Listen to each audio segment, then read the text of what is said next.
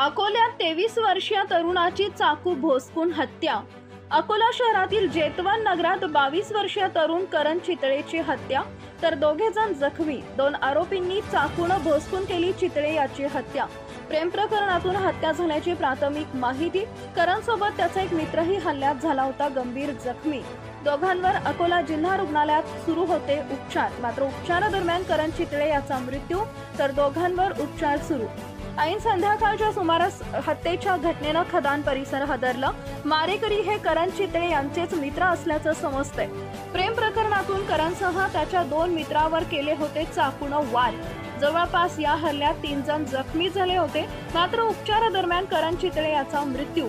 घटनेचा थरार सीसीटीव्ही कॅमेरामध्ये कैद। अकोला शहरातल्या जेतवन नगर भागात घडली होती घटना। खदान पोलीस अधिक तपास या प्रकरणात करतायत। 2 संशयितांना पोलिसांनी ताब्यात घेतलंय।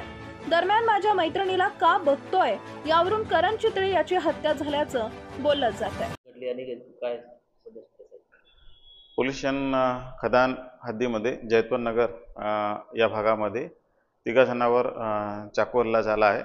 त्यापैकी करण उर्फ बाबू दशरथ शितळे वय 23 वर्ष, राहणार जैतवन नगर, यामध्ये मृत्यू झालेला आहे।